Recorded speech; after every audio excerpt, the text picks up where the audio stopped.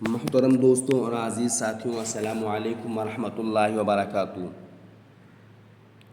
جب آدمی مرنے لگے تو اس کے ساتھ کیا کرے، اور انسان کے مرنے کی کیا کیا علامات ہیں، اس کے بارے میں ہم آپ کو بتائیں گے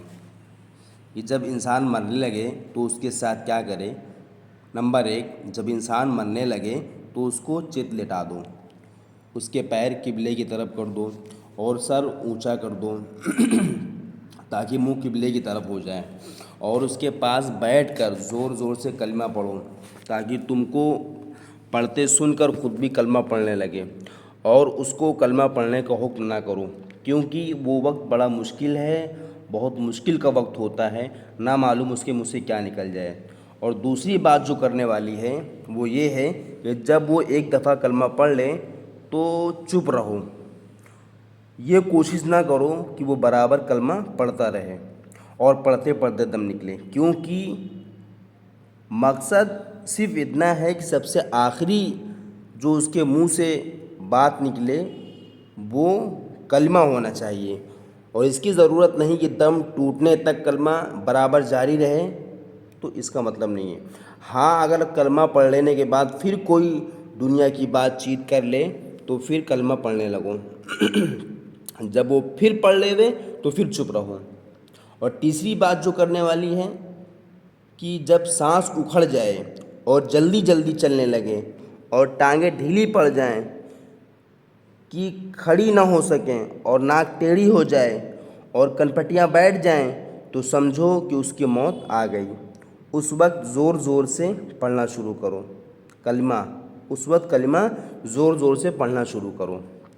اور چوتھی بات، سورہ یاسین پڑھنے سے موت کی سختی کم ہو جاتی ہے۔ اس کے سرہانے یا کہیں اس کے پاس بیٹھ کر پڑھو یا کسی سے پڑھوا دو۔ اور پانچویں بات جو کرنے والی ہے وہ یہ ہے کہ اس وقت کوئی ایسی بات نہ کرو کہ اس کا دل دنیا کی طرف مائل ہو جائے، کیونکہ یہ وقت دنیا سے جدائی اور اللہ تعالیٰ کی بارگاہ میں حاضری کا وقت ہے۔ ایسے کام کرو، ایسی باتیں کرو کہ دنیا سے دل پھر کر اللہ تعالیٰ کی طرف مائل ہو جائے، کہ مردے کی خیر خواہی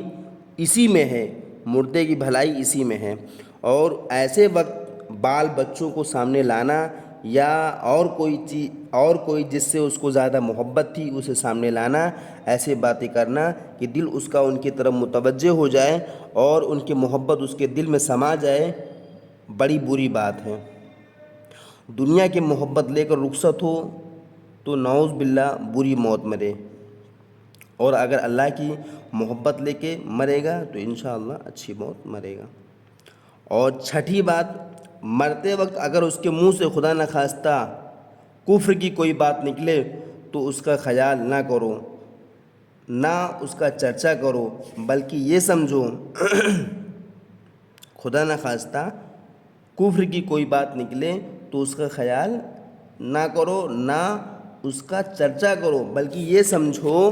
کہ موت کی سختی سے عقل ٹھکانے نہیں رہی،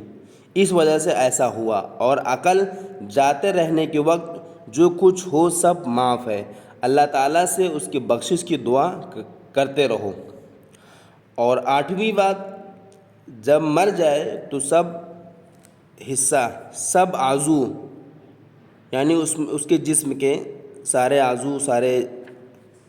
حصے درست کر دو، ہاتھ ہے، پیر ہے، سر ہے، سب سیدھا کر دو اور کسی کپڑے سے اس کا منہ اس کے ترکیب سے باندھ دو، اور کسی کپڑے سے اس کا منہ باندھ دو کہ کپڑا تھوڑی کی نیچے سے نکال کر اور اس کے دونوں سرے پر لے جاؤ، اور اگر لگا دو تاکہ منہ پھیل نہ جائے۔ ہاں، جب انسان مر جاتا ہے تو کبھی کبھی اس کا منہ کھلا رہ جاتا ہے، اس کی آنکھیں کھلی رہ جاتی ہیں، تو وہی بتا رہا ہوں کہ اگر ایسا ہو جائے تو ایسا ہو یا نہ ہو، مگر آپ کو احتیاطاً باندھ دینا چاہیے تاکہ اس کا منہ نہ کھلا رہ جائے۔ اور گرہ لگا دو، تاکہ منہ نہ پھیل جائے، اور آنکھیں بند کر دو اور پیر کے دونوں انگوٹھے ملا کے باندھ دو تاکہ ٹانگیں پھیلنے نہ پائیں۔ پھر کوئی چادر اڑا دو اور نہلانے کفلانے میں جہاں تک ہو سکے جلدی کرو۔